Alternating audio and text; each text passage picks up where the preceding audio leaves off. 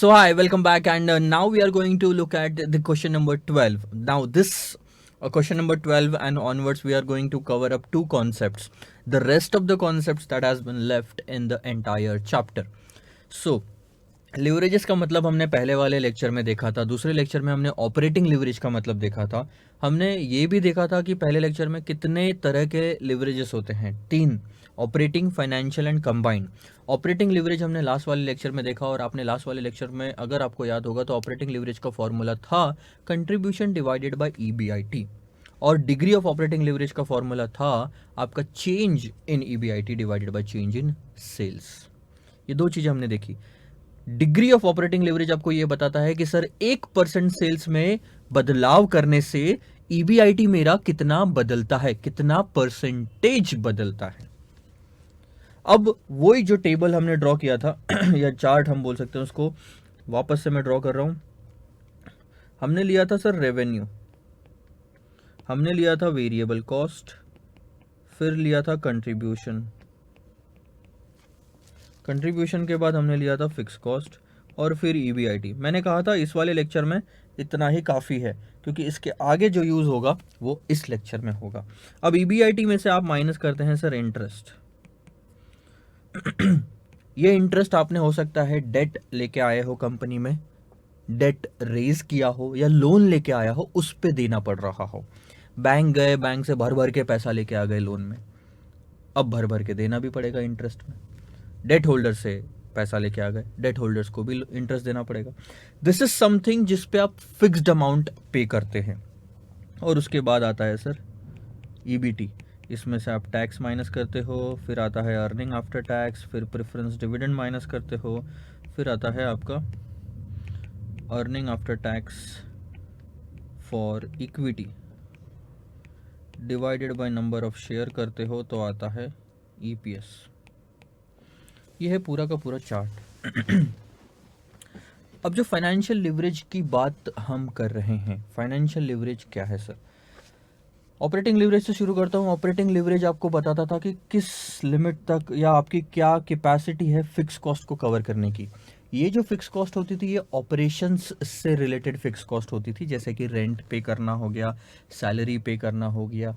आप काम करें ना करें आपको ये सब खर्चे उठाने पड़ते हैं, ये फिक्स कॉस्ट है। वैसे ही अब फाइनेंशियल लिवरेज में इंटरेस्ट काम आएगा, और ये सिर्फ इंटरेस्ट ही नहीं, इंटरेस्ट प्लस प्रेफरेंस डिविडेंड दोनों काम आता है, because both of them are fixed cost, fixed cost. 90% of the time आपको ये प्रेफरेंस डिविडेंड नहीं दिया हुआ रहेगा, इसीलिए आप कहीं और भी सोर्सेस में देखेंगे तो आपको इसकी बात कहीं नहीं करते हुए देखेंगे लोग, या कोई भी किताब। बाद में बात की जाएगी जब प्रेफरेंस डिविडेंड आता है, लेकिन मैं आपको अभी बता देता हूँ फाइनेंशियल लिवरेज का मतलब क्या है। फाइनेंशियल लिवरेज में हम कौन सी फिक्स कॉस्ट देखते हैं? सर लिवरेज में दोनों जगह पे फिक्स कॉस्ट देखते हैं। पहले ऑपरेटिंग लिवरेज में ऑपरेटिंग कॉस्ट देखते थे, फाइनेंशियल लिवरेज में फाइनेंसिंग कॉस्ट देखेंगे। हमारी क्षमता कितनी है कि हमने जो पैसा उधार लाया है, भले ही वो डेट वालों से लाया हो, लोन वाले से लाया हो, प्रेफरेंस वाले से लाया हो, उस पे जो फिक्स कॉस्ट बियर करनी पड़ रही है, देनी पड़ रही है, इंटरेस्ट के रूप में हो या प्रेफरेंस डिविडेंड के रूप में हो, ये बियर करने की हमारी क्षमता कितनी है, ability.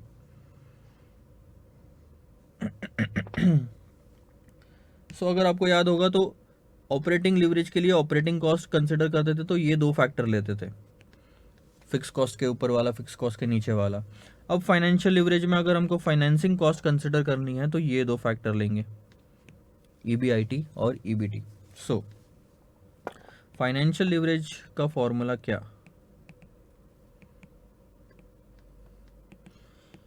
EBIT divided by earning before tax. So figures लेके चलते हैं, हम कुछ समझाता हूँ उसी के माध्यम से। 100, 40, 60, 30, 30, लेट से इंटरेस्ट 10 है, ईबीटी 20, यहीं पे रुक जाए 10, और ईएटी 10, 50% टैक्स। सिंप्लिसिटी के लिए मैं ऐसे फिगर्स ले रहा हूँ। अब अगर हम फाइनेंशियल लिवरेज निकालना चाहे तो ईबीआईटी आपका आ रहा था 30 और ईबीटी आ रहा था 10। चेक करो, ईबीआईटी 30, EBIT 30 और EBT 20 है, सॉरी।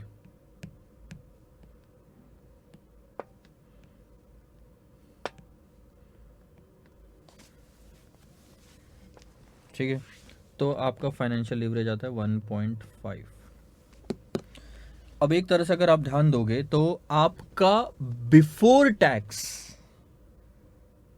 फिगर 1 आप कितना कमा रहे हो, इसका मतलब क्या है?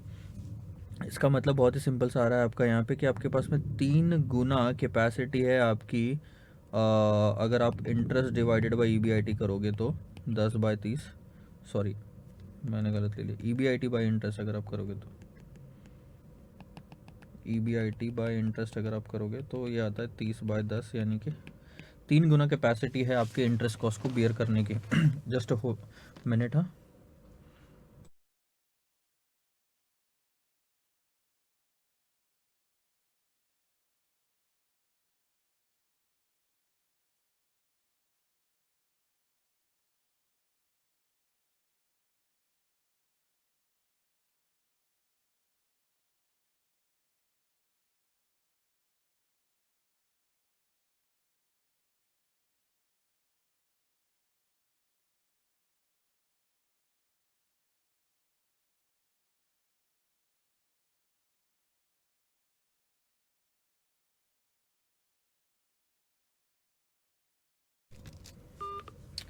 चलिए sir, I am extremely sorry कि मेरे को कभी कभी फ़ोन उठाना पड़ता है लेक्चर के बीच में। उसका मैं आपको रीज़न भी बता देता हूँ। कई बार ऐसा होता है कि अब दिन भर में कॉल्स बहुत सारे आते हैं और 90% ऑफ द कॉल्स मैं उठाता ही नहीं हूँ, क्योंकि पर्सनल नंबर पे एक ऑफिशियल नंबर है, वो ऑफिस में ही रहता है और मैं मतलब हार्डली ऑफिस जाता हूँ तो उसको चेक कर लेता हूँ, अदरवाइज़ उस पर फ़ोन नहीं लगता। तो आप लोग अगर लगाओगे तो मेरे को फ़ोन डायरेक्टली कभी लगता ही नहीं है। पर्सनल नंबर आपका मेरे पास होगा तो लग जाएगा, लेकिन अननोन नंबर्स होते हैं तो उनसे भी मैं कॉल्स नहीं उठाता। इसके पीछे का रीज़न ऐसा नहीं है सर कि मैं आपसे बात नहीं करना चाहता, या मैं मतलब आप अगर बोलोगे कि सर बहुत एटीट्यूड है, बहुत ईगो है, बहुत एरोगेंट है, ऐसा बिल्कुल भी नहीं है। होता यह है कि आप अगर कॉल्स उठाने में चले जाओ बहुत सारे, तो उस केस में आपका टाइम बहुत चला जाता है और टाइम जाने की वजह से आप अपनी मेन एक्टिविटीज़ जो होती है, जैसे काम जो होता है रिकॉर्ड करना या पढ़ना, उस पर फोकस नहीं कर पाते। अब चलो मैंने रिकॉर्ड कर लिया, रिकॉर्डिंग के बाद जो टाइम बचा उसमें भी मैं फ़ोन इसलिए नहीं उठा सकता सर, क्योंकि उस टाइम पे पढ़ना होता है, कुछ सोचना होता है, कुछ डिसीजन लेना होता है। दिन भर में call call call call call call call call उठा उठा के ना आपका दिमाग काम करना बंद कर देता है। तो जब फ्री टाइम मिलता है ना, तब भी आपका दिमाग नहीं चल पाता। सो इसी वजह से मैक्सिमम टाइम आई अवॉइड। लेकिन कॉल्स मैं तभी उठाता हूँ जब वो एकदम घर वालों के होते हैं, या फिर घर वालों के या फिर एकदम क्लोज फ्रेंड होते हैं जिनको काम होता है उससे उस समय पे। अदरवाइज़ तो मैं वो भी नहीं।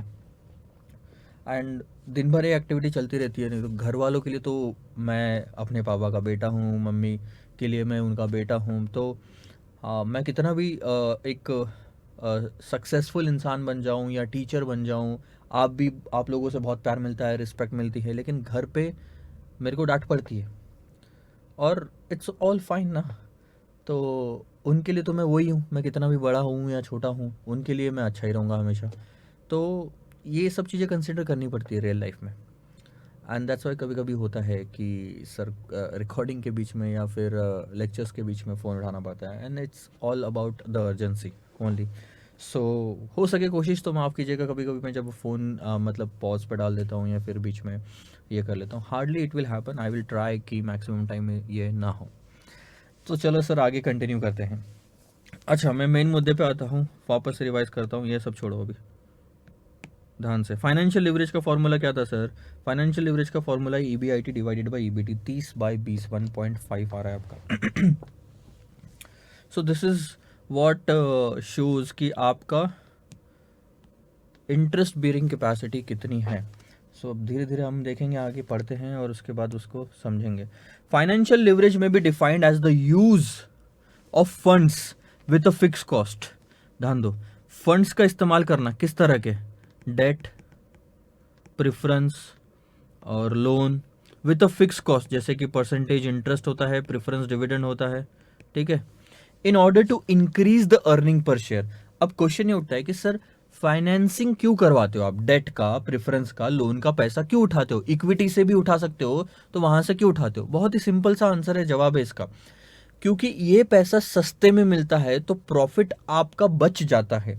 जितना भी आप कमाते हो उसमें से 10 रुपए इक्विटी वालों को देने थे, तो हो सकता है 7 या 6 ही रुपए इनको देना पड़े उतने ही पैसों के लिए। तो अगर 10 में से 6 रुपए इनको दे दिए तो 4 रुपए एक्स्ट्रा बचते हैं, और उनसे वो 4 रुपए एक्स्ट्रा किसके लिए बचेंगे? इक्विटी वालों के लिए ही बचेंगे। सो अर्निंग पर शेयर आपकी बढ़ जाती है अगर आपको कॉस्ट ऑफ डेट, प्रेफरेंस या लोन कम रही तो। इन अदर वर्ड्स, अगर कंपनी यूज करती है funds on which it pays limited return, it is the use of the money, पैसों का इस्तेमाल करना जिसमें सिर्फ लिमिटेड अमाउंट पे करनी पड़ती है। अब इक्विटी शेयर होल्डर में क्या होता है? इक्विटी के अगर आपने पैसा लिया तो जितना कमाया सारा इक्विटी वालों का होता है, लेकिन डेट में, प्रेफरेंस में, लोन में ऐसा नहीं होता। जितना कमाया उन पैसों से सारा उनका नहीं होता, उनका सिर्फ एक लिमिटेड परसेंटेज होता है जो उनको देना पड़ता है। Financial leverage involves the use of the funds obtained at a fixed cost in the hope of increasing the return to the common stockholders. So in debt, preference loan का इस्तेमाल इसलिए किया जाता है कि हम इक्विटी वालों के लिए प्रॉफिट का लेवल बढ़ा सके। Financial leverage is nothing but the EBIT divided by EBT। EBIT divided by EBT। आगे देखो, आई थिंक ये क्वेश्चन तो यहीं पे खत्म होता है।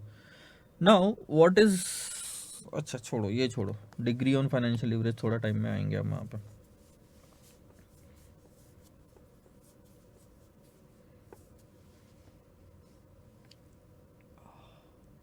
कहाँ थे हम?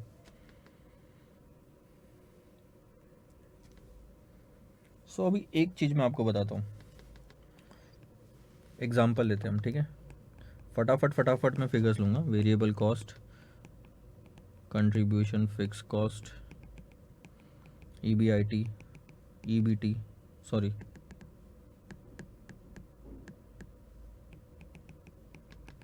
इंटरेस्ट और EBT। मान लो हम यहाँ तक पहुँच गए, हमारा EBIT कितना रहा था? 30। मैं 4 से 5 सिचुएशन आपको लेके समझाता हूँ, आपको बहुत अच्छी तरीके से समझ में आ जाएगा। इंटरेस्ट ले लो, पहले था 10 लिया था ना मैंने, 10, 20,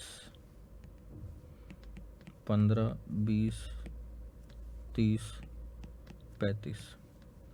EBT 20, 30 बाय 15, 30 माइनस 15 इस 15, 10, 0, -5।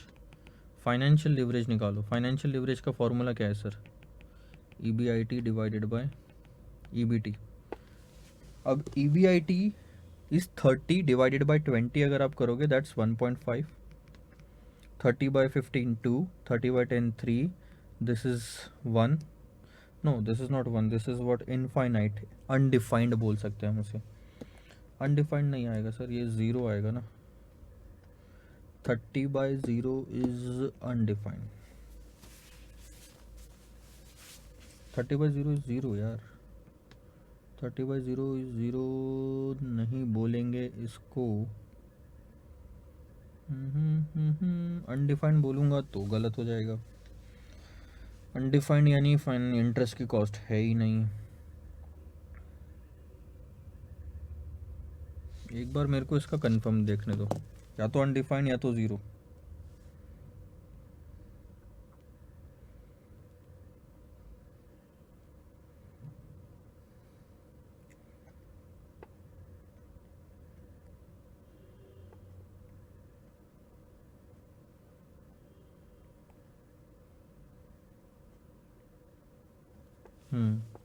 ये अनडिफाइंड ही आएगा फिलहाल के लिए तो।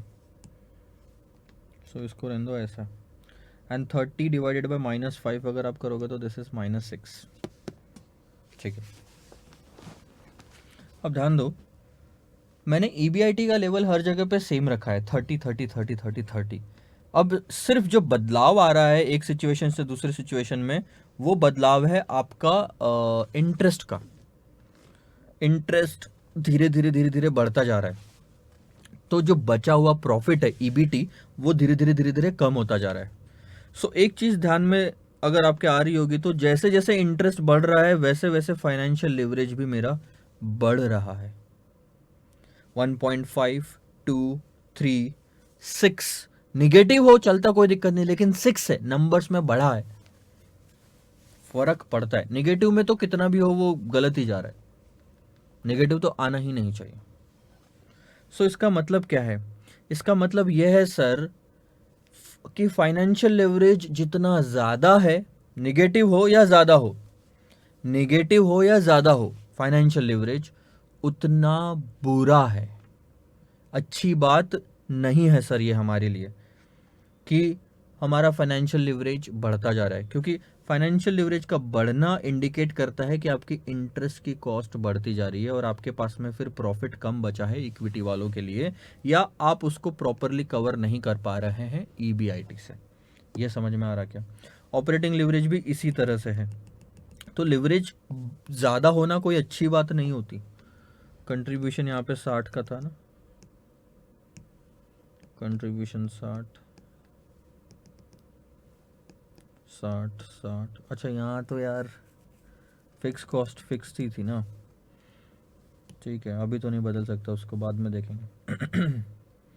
वैसे ही फिक्स कॉस्ट भी अगर आप बदलोगे ना, इंटरेस्ट की जगह यहाँ पे फिक्स कॉस्ट रख दो, contribution minus fix cost is equal to EBIT, तो फाइनेंशियल ऑपरेटिंग लीवरेज भी बढ़ता नजर आएगा। तो ये भी अच्छी बात नहीं है अगर फिक्स कॉस्ट बदल रही है तो। ठीक है, अब आगे देखो, आगे हम बात करते हैं sir degree of operating leverage, degree of financial leverage की।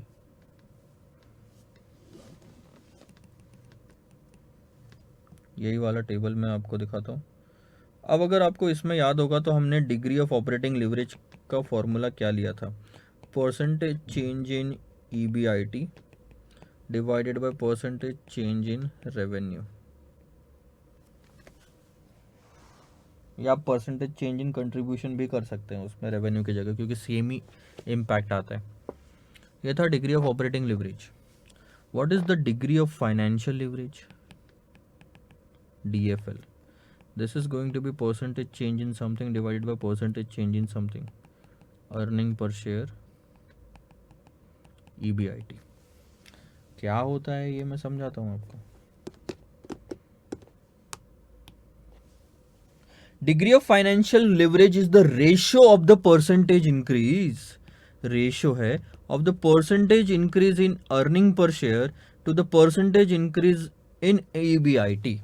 सो ध्यान देंगे, EPS में चेंज और EBIT में change, percentage change in EPS divided by percentage change in EBIT, ये फॉर्मूला। और ये फॉर्मूले का मतलब क्या होता है ये हम एक एग्जाम्पल के जरिए समझेंगे।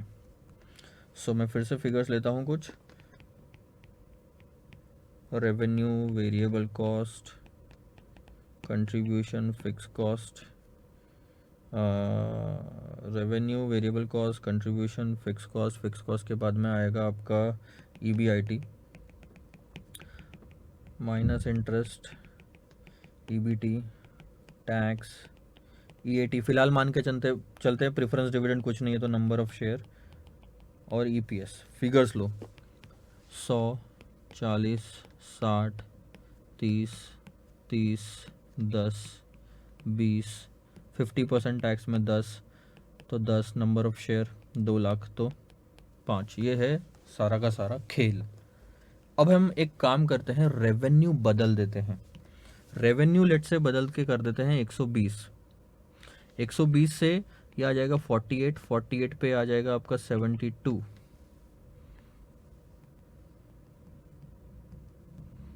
72 में से फिक्स कॉस्ट गई 30, बचा कितना 42, 42 में से 10, इंटरेस्ट तो उतना ही रहेगा, फिक्स कॉस्ट और इंटरेस्ट उस फिक्स है इसीलिए उतना ही है।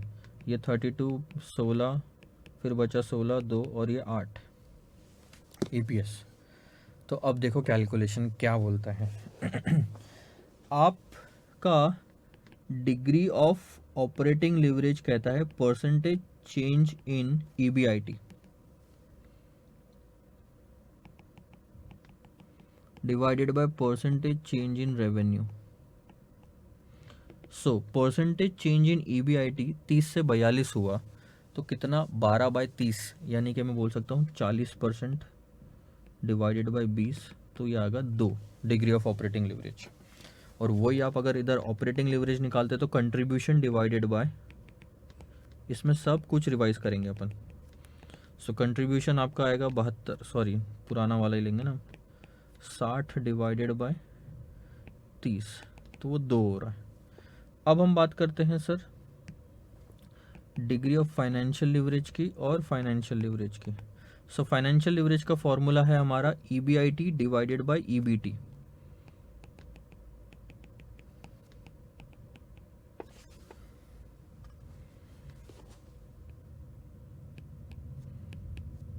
EBIT है हमारा 30, EBT है 20, तो ये आ गया 1.5। दिख रहा है आपको?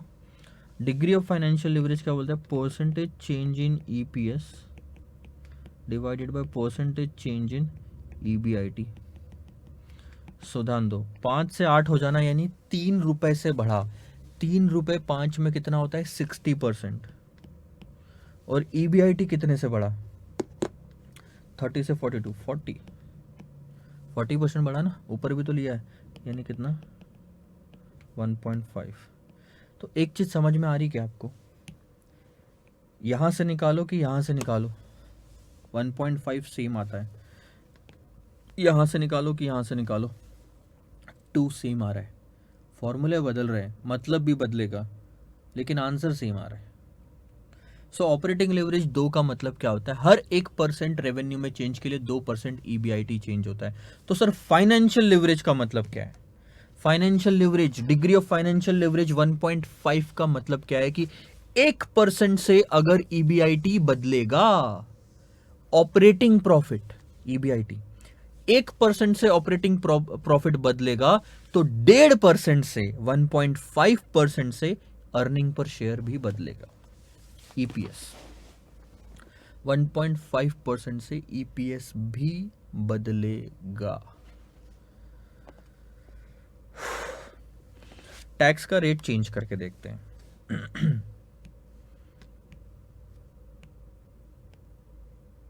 कि कोई फर्क पड़ता है क्या?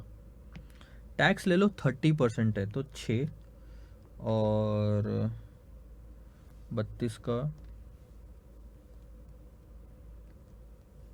9.6, 20 में से 6 गया 14, आंसर आता है 7। 32 माइनस 9.6 22.4, आंसर आएगा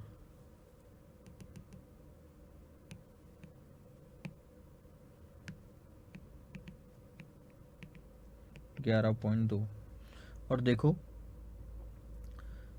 7 के 11.2 minus 7 divided by 7 into 100, so that is around how much percentage? 60।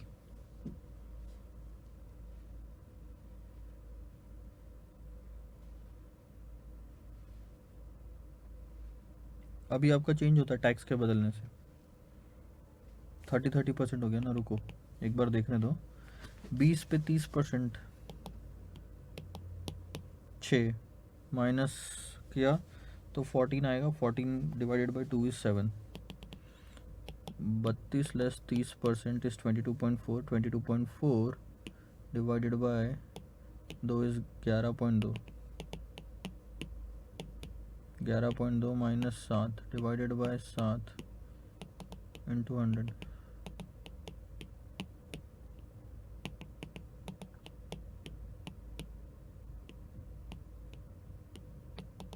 अब इस केस में आपका 60 आ रहा है ना, तो ये इस केस में अब आपका आएगा चेंज इन EPS इज 60।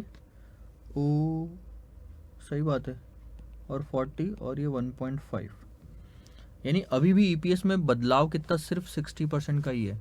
सो मैं क्या एक कंक्लूजन निकाल सकता हूँ? टैक्स रेट आप ऊपर नीचे कितना भी करो, इससे फर्क नहीं पड़ता। यानी कि आप अगर यहां देखोगे EBT में, this is also 60% change, this is also 60% change and this is also 60% change। EBT, EAT और EPS तीनों 60% चेंज पे है। यानी आपका डिग्री ऑफ फाइनेंशियल लिवरेज का जो फॉर्मूला है percentage change in EPS divided by percentage change इन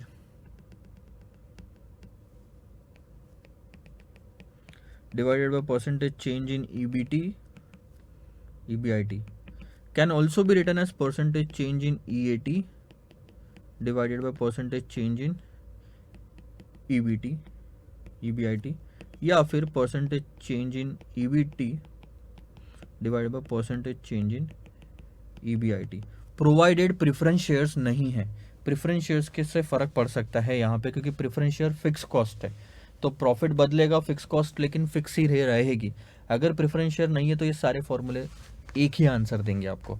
यानी कि कभी कभी क्वेश्चन में हो सकता है आपको ये डिटेल दी रहे, आप बोलोगे सर हमारे पास में ईपीएस की कोई डिटेल नहीं है, फिर भी फाइनेंशियल लिवरेज डिग्री ऑफ पूछा है, तो ऐसा नहीं होना चाहिए। मतलब क्या है लिख लो यहाँ पे, डिग्री ऑफ फाइनेंशियल लिवरेज का, जो मैंने ऑपरेटिंग लिवरेज के लिए भी लिखाया था, हिंदी में लिखिएगा समझ में आ जाएगा, या फिर इंग्लिश में लिखो। For every 1% change in operating profit, लिखो for every 1% change in operating profit that is EBIT,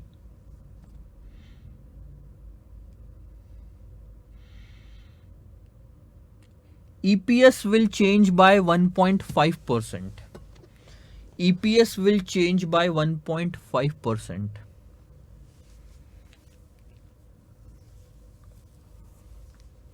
bracket open करके लिखेंगे, और EBT will change by 1.5%, ये भी सही है, और EBT will change by 1.5%। कुछ भी आ सकता है क्वेश्चन में, EPS की हमेशा इंफॉर्मेशन क्यों, EBT की भी तो हो सकती है। तो ये था सर आपका फाइनेंशियल लिवरेज और degree of financial leverage. Financial leverage और डिग्री ऑफ फाइनेंशियल लिवरेज आपको क्या इन्फॉर्मेशन देते हैं सर? आपको ये इन्फॉर्मेशन देते हैं कि 1% EBIT के बदलने से EPS कितना बदलेगा या EBT कितना बदलेगा। तो आपका नॉर्मल स्ट्रक्चर होता है सर ये वाला, रेवेन्यू, वेरिएबल कॉस्ट, अब तो याद हो गया होगा, contribution, fix cost, EBIT, interest, EBT, tax, EAT, number of share और EPS। सो ऑपरेटिंग लिवरेज आपको बताता है रेवेन्यू और EBIT के बीच का रिलेशनशिप की 1% से, ऑपरेटिंग लिवरेज अगर आपका 2 है तो 1% से अगर रेवेन्यू ऊपर गया तो 2% से मेरा ऑपरेटिंग लिवरेज EBIT ऊपर जाएगा। और फाइनेंशियल लिवरेज अगर आपका 1.5 है, इसका मतलब 1% से अगर EBIT ऊपर गया तो 1.5% से EPS ऊपर जाएगा, या आप बोलो 1.5% से EBT ऊपर जाएगा। ठीक है, ये बात आपको समझ में आई?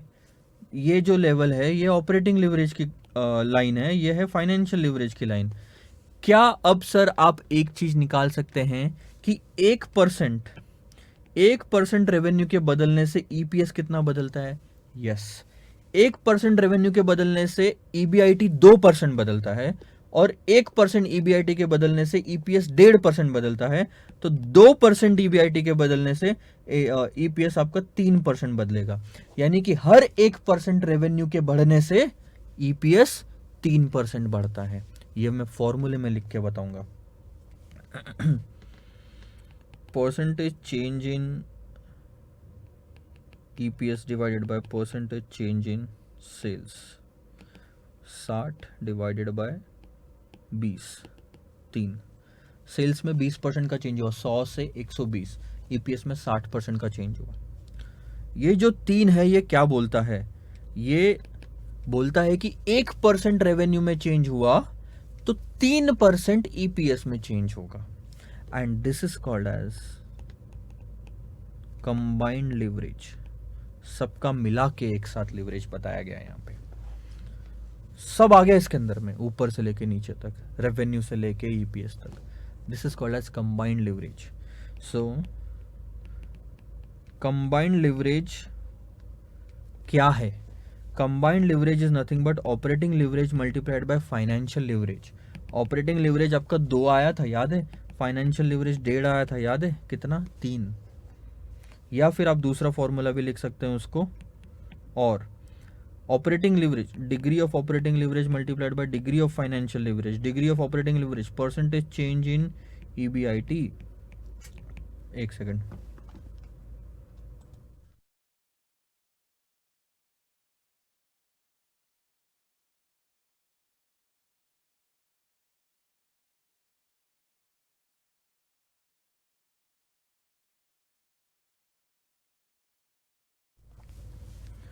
Divided by percentage change in revenue multiplied by percentage change in EPS divide by percentage change in EBIT. अब अगर ध्यान दोगे तो ये न्यूमरेटर और ये डिनोमिनेटर कट जाता है, बचता क्या है sir? Percentage change in EBIT sorry EPS divide by percentage change in revenue. Percentage change in EPS था 60, ये था 20, ये है 3।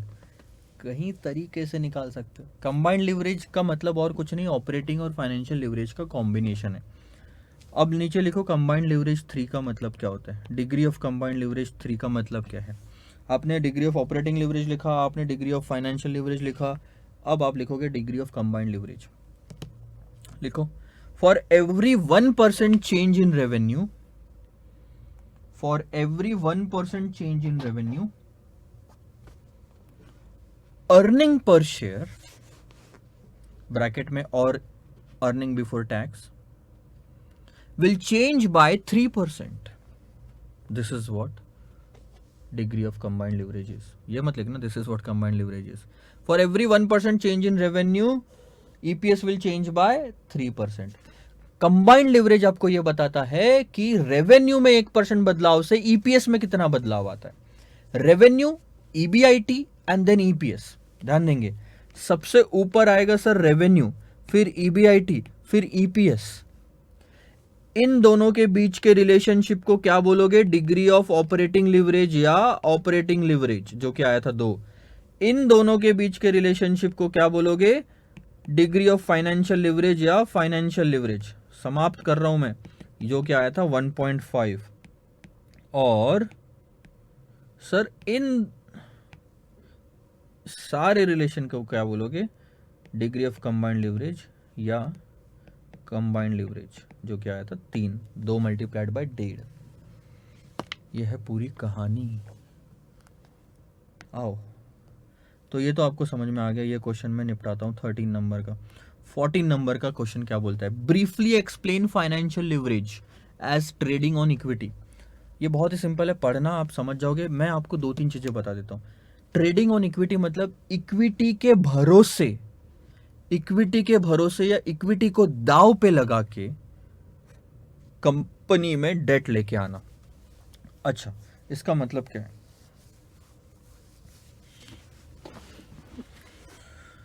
अगर आप कंपनी में डेट कम लेके आते हो, बेसिकली कॉस्ट ऑफ फंड्स अगर कम होते हैं डेट के, तो जो ईपीएस है वो बढ़ता है और उसका फायदा इक्विटी वालों को मिलता है। लेकिन अगर आपके डेट जो आपने लोन लेके आया उसका खर्चा कॉस्ट ज्यादा रही, तो उसका नुकसान इक्विटी वालों को भरना पड़ेगा।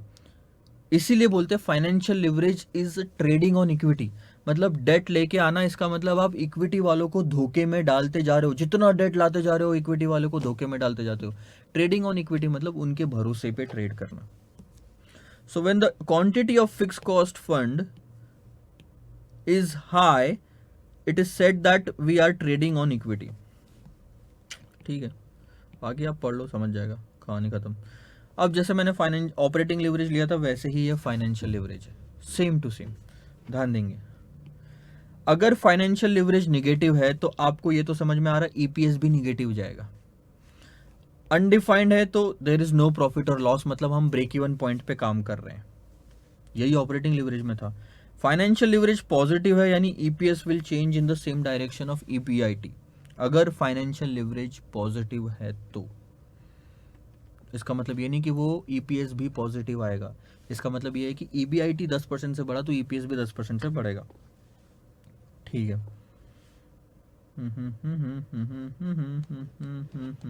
सॉरी, डायरेक्शन सेम रहेगा, क्वांटिटी नहीं, मतलब एक्सटेंट सेम नहीं रहेगा। अगर ईबीआईटी ऊपर गया तो ईपीएस ऊपर जाएगा, बस ये बोलना है। कितना, ये तो हमारे को फाइनेंशियल लिवरेज कैलकुलेट करने के बाद पता चलेगा। ठीक है, बाकी तो सब सेम टू सेम है। एक बार आप पढ़ लोगे, ये भी सारी चीज़ें सेम है। एक बार जैसे ऑपरेटिंग लिवरेज में हमने पता नहीं किया था एग्जाम्पल ले लेके वैसे ही इसको डाल के देखो, आपको सब पता चल जाएगा। हमने ऑपरेटिंग लिवरेज में देखा था कि अगर कोई फिक्स कॉस्ट नहीं है तो ऑपरेटिंग लिवरेज भी नहीं होता। यहाँ पे अगर फिक्स फाइनेंशियल कॉस्ट नहीं है तो यहाँ पे कोई फाइनेंशियल लिवरेज नहीं होएगा। अगर फिक्स कॉस्ट हायर रही फाइनेंशियल कॉस्ट, तो आपका फाइनेंशियल लिवरेज भी हायर रहेगा। ईबीआईटी अगर हायर रहा ब्रेक इवन पॉइंट से, तो हमारा ईबीआईटी ब्रेक इवन पॉइंट से हायर रहा, यानी हम अगर ब्रेक इवन पॉइंट से ज्यादा कमा रहे हैं तो फाइनेंशियल लिवरेज पॉजिटिव आएगा, कम कमा रहे हैं तो फाइनेंशियल लिवरेज नेगेटिव आएगा। When EBIT is lower than financial break even point, then financial leverage will be negative. Break even से कम कमा रहे हैं यानी कि लॉस में नेगेटिव। ठीक है। अच्छा, why is financial leverage known as double edged sword. Double edged sword का मतलब एक तलवार जिसके दोनों साइड में क्या बोलते हैं, एज है, मतलब दोनों साइड से मार सकते हैं किसी को भी। जैसे हम तलवार पकड़ते तो ऐसे मारते ना, तो एक साइड से पेट में घुस जाता है, दूसरे साइड पे पेट में नहीं घुसता, क्योंकि वो सिंगल एज्ड स्वॉर्ड होती है। डबल एज्ड स्वॉर्ड का मतलब दोनों कहीं से भी डालो सालो पेट में, दूसरी तरफ से निकाल सकते हो। ठीक है, दोनों तरफ से, मतलब हम ये बोल सकते हैं उसको कि एक तरफ खाई एक तरफ कुआं, ऐसा भी बोल सकते हैं उसको। या हम ये भी बोल सकते हैं कि चलो एक तरफ दुश्मन को मारने के काम आ रहा है, लेकिन उसका दूसरा एज हमारे तरफ भी है, यानी हमको भी नुकसान हो सकता है। और फाइनेंस में जो अगर मैं बोलूँ तो इसका मतलब ये होता है कि फाइनेंशियल लिवरेज से फ़ायदा भी है, नुकसान भी है। फ़ायदा क्या है? फाइनेंशियल लिवरेज होना कंपनी में का मतलब होता है कंपनी में डेट लेके आना। उससे फ़ायदा क्या है? कंपनी में अगर आप डेट लेके आते हो तो अपने कैपिटल स्ट्रक्चर में ये पढ़ा है, अगर कंपनी का रिटर्न ऑन इन्वेस्टमेंट ज़्यादा है कॉस्ट ऑफ डेट से, तो उससे ईपीएस या कंपनी की मार्केट वैल्यू बढ़ती है। तो ये फ़ायदा है। क्यों? क्योंकि आपको बचा कुचा प्रॉफिट इक्विटी वालों के लिए जाता है और वो ईपीएस में बढ़ोतरी हासिल करता है। ROI is greater than cost of debt. तो आप 10 रुपए ला रहे हो या आपने 100 करोड़ रुपए का लोन लिया, मान लो 8% का इंटरेस्ट रेट है, देना कितना है उनको साल के एंड में? 8 करोड़। लेकिन आपका रिटर्न ऑन इन्वेस्टमेंट 10% का, तो आप कितना कमाओगे उस पर? 100 पे 10% यानी 10 करोड़। 10 कमाया 8 दिया, यानी ये था ना, 10 कमाया 8 दिया, यानी 2 का बच गया। ये बचा हुआ पैसा किसके हो जाएगा? इक्विटी वालों को। तो ईपीएस बढ़ेगा। प्लस इंटरेस्ट जो आप चार्ज कर रहे हो या 8 करोड़ का, उस पर टैक्स सेविंग भी होती है, उससे और बढ़ेगा ईपीएस। सो फायदा यह है कि कॉस्ट कम हुई तो टैक्स सेविंग से हमको फायदा होता है। लेकिन अगर कॉस्ट ऑफ डेट ज्यादा हुई आरओआई से, या आरओआई कम हुआ कॉस्ट ऑफ डेट से, तो कमाई कम भी हुई ना, तो वो नुकसान इक्विटी वालों को भरना पड़ेगा। ध्यान देंगे। Cost of fix cost fund is less than the return on investment will help to increase the return on equity and EPS, ये जो मैंने ऊपर बताया। लेकिन अगर कॉस्ट ऑफ डेट यानी कि केडी अगर आपका रहा 12%, will be more than the return, like 10% का आरओआई, तो हमको ज़्यादा पे करना पड़ रहा है। 100 करोड़ पे 12 करोड़ देने पड़ रहे हैं, कमा सिर्फ 10 करोड़ रहे हैं।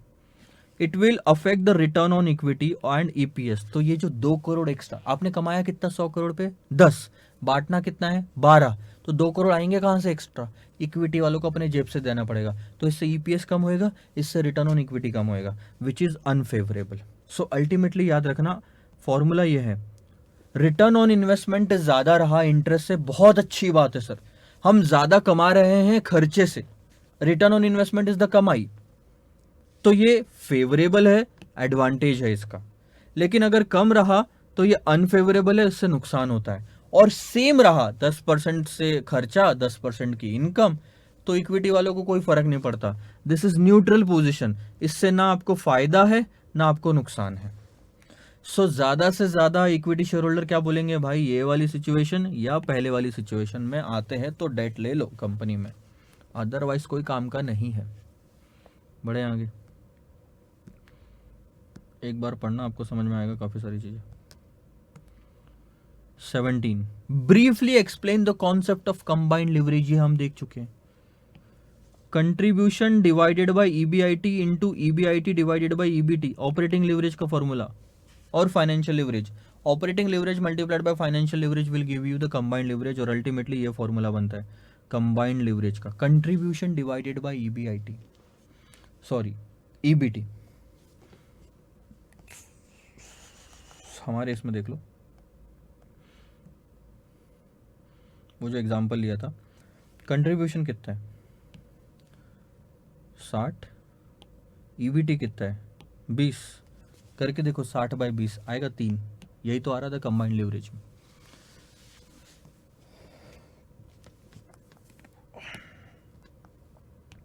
और कंबाइंड लीवरेज को समझाने की जरूरत है? कुछ भी समझाने की जरूरत नहीं सर, ऑपरेटिंग लीवरेज और फाइनेंशियल लीवरेज का मिक्सचर है। इसमें फिक्स कॉस्ट भी कवर होती है, इसमें इंटरेस्ट की कॉस्ट भी कवर होती है, सबका मिला के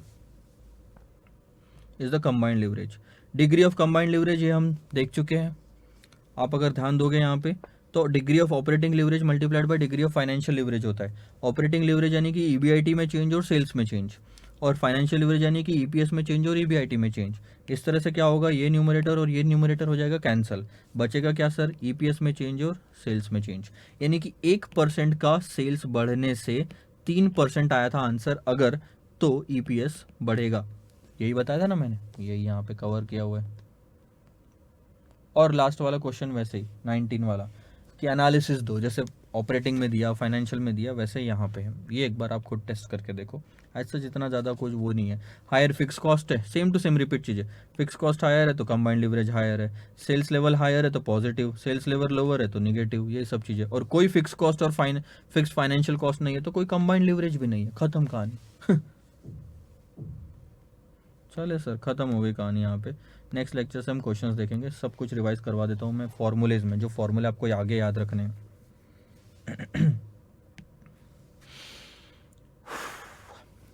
दो तरह के लीवरेज होते हैं सर, ऑपरेटिंग लीवरेज और फाइनेंशियल लीवरेज। अगर ध्यान से देखा जाए तो operating leverage is nothing but contribution divided by EBIT, और financial leverage is nothing but EBIT divided by EBT.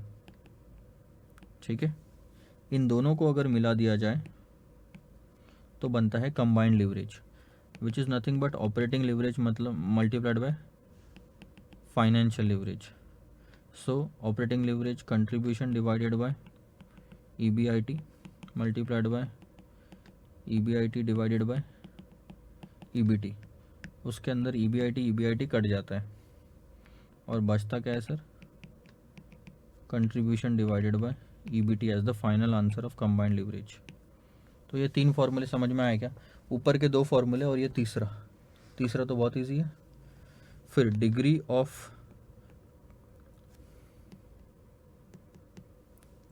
Of operating leverage, degree of financial leverage,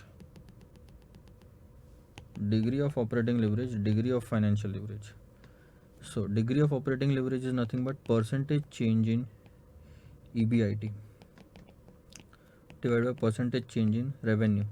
sales कर लो, ये बताता है कि सेल्स में 1% चेंज से ईबीआईटी में कितना परसेंट चेंज होएगा। This is percentage change in EPS divide by percentage change in EBIT. ये बताता है कि 1% ईबीआईटी में चेंज होने से ईपीएस में कितना चेंज होएगा। इन दोनों को अगर आप कंबाइन कर लेते हो तो डिग्री ऑफ कंबाइंड लीवरेज मिलता है। Degree of combined leverage is nothing but percentage change in EPS divide by percentage change in sales. ये 6 फॉर्मूले हैं जो आपको याद रखने हैं। नेक्स्ट लेक्चर से हम क्वेश्चंस शुरू करेंगे। क्वेश्चंस के साथ साथ मैं कॉन्सेप्ट्स को और अच्छी तरीके से आपको समझा पाऊंगा, क्योंकि उसके टाइम पे मेरे को और मेरे पास में फिगर्स होगी। लेकिन आई थिंक एक बेसिक आइडिया आपको आ ही गया है कि लिवरेज का मतलब क्या होता है। लिवरेज का मतलब फिर से बता रहा हूँ, बेसिक फिक्स कॉस्ट को कवर करना। फिक्स कॉस्ट 2 तरह की होती है, ऑपरेशन से रिलेटेड होती है, एक फाइनेंसिंग से रिलेटेड होती है। जो ऑपरेशन से रिलेटेड होती है उसको बिजनेस रिस्क बोलते हैं, दूसरे वाले को फाइनेंशियल रिस्क बोलते हैं। बिजनेस रिस्क से कैलकुलेट किया गया leverage is operating leverage, financial risk से कैलकुलेट किया गया रिस्क इज फाइनेंशियल लिवरेज। और मतलब मैं समझाऊंगा फिगर्स के साथ साथ में जब हम प्रैक्टिकल क्वेश्चंस देखेंगे। सो फिलहाल के लिए इतना ही, नोट डाउन कर लो ये सारी चीज़ें, एक बार पढ़ लो, और क्वेश्चंस को मेरे शुरू करने से पहले आप ज़रूर सॉल्व करना। एटलीस्ट आप कैलकुलेशन पार्ट देख लो, बाकी समझाने का पार्ट मैं लेक्चर में ज़रूर करूँगा। सो बाय बाय फॉर नाउ।